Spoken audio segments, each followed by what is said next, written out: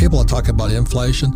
I think we're in depression right now, and we're going to be the biggest depression in world history because the Fed can't not keep printing money and hope it stays afloat because the shadow banking system, or called the euro dollar system, is 1,000 times bigger than the Fed. So we're going down either way, whatever's going to happen. I hope I'm wrong. We're going to go bankrupt. There'll probably be a new conference like the Louvre Accord or the Smithsonian Accord, and they're going to rewrite the rules of the game again. They're going to say, okay, the US dollar, you're toast, and IMF's going to jump in, China's going to jump in. But meanwhile, you and I, if you're holding dollars, you might be in serious, serious trouble. The dominoes are falling. This is retirement fund giant CalPERS. I think it's the biggest pension fund in America. It's going broke. Now, that means firefighters, school teachers, public servants, they're all toast. They're all like my poor dad. They're going to find out the government screwed them. They trusted their pension would be there, and it's going to go bust. The biggest bust in the history of the world is coming up. It's pensions. It's a big, big market because they're into everything. They're into all the buildings and REITs and bonds and all this stuff. Pensions are everywhere.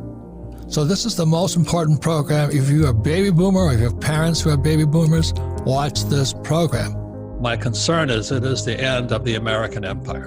And very simply is because our Federal Reserve Bank, our Treasury, and our government has messed up the US dollar so much that they have to find a way to keep people happy. And so they want to just, quote unquote, print money, which they are doing. So just remember this, that money comes from production. And when we pay people not to produce, we're just paying them not to revolt. And that's what happened during the Roman times. And what happened at the end of the Roman Empire, the leaders of Rome debased the currency. They were taking silver coins and gold coins, they were filing them and melting them and doing all these goofy things. They were fighting wars, we're still fighting wars, and they started taxing the worker. And back in Roman times, the worker was the farmer or the yeoman. And so that's why I say it's the end of the American empire, because our money is corrupt. Now, would I take the money? Absolutely. We're talking about it. Don't fight the government, don't fight the Fed, don't fight politics.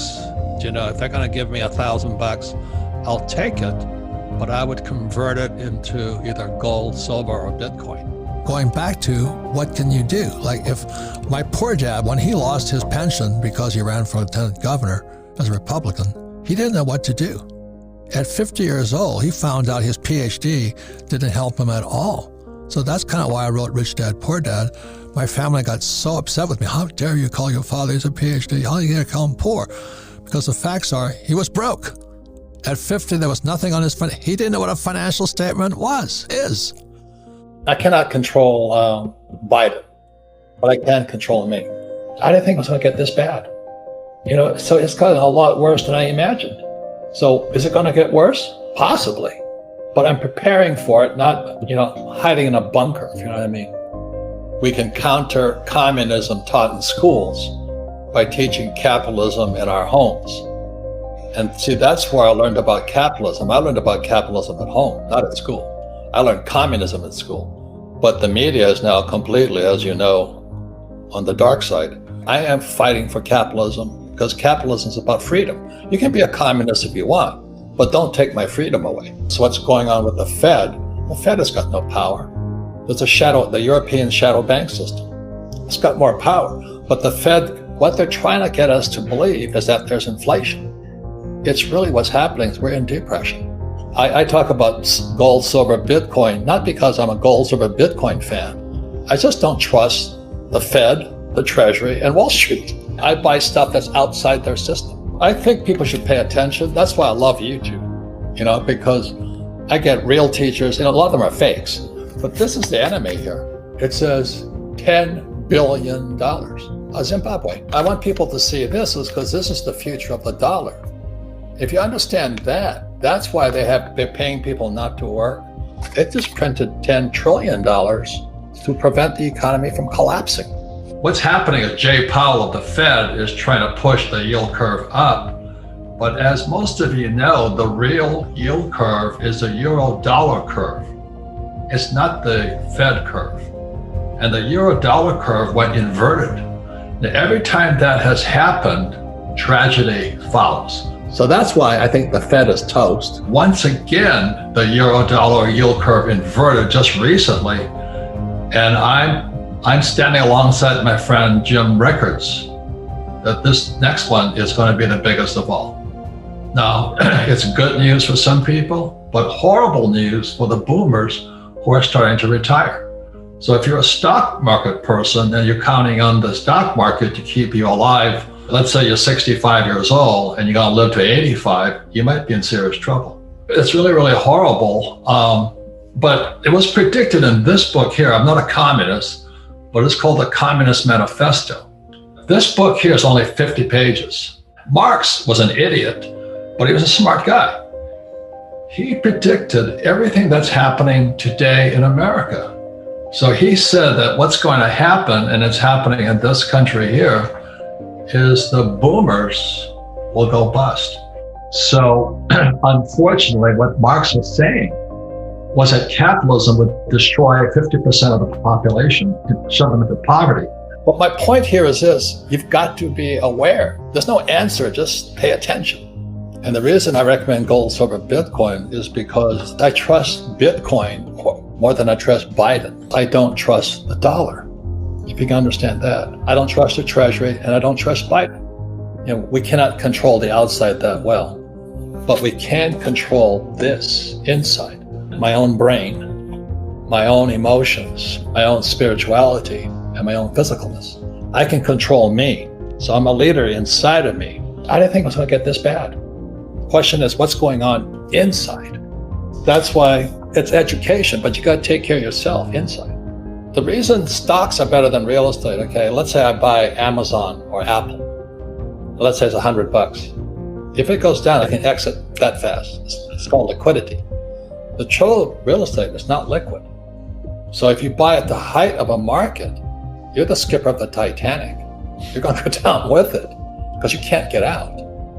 So that's the word. It's called liquidity. It's financial literacy. What does liquidity mean? Well, how fast can you exit? So with real estate, the reason I like real estate is that I use 100% debt and I pay no taxes. So I've got to be 10 times smarter because I'm using 100% debt.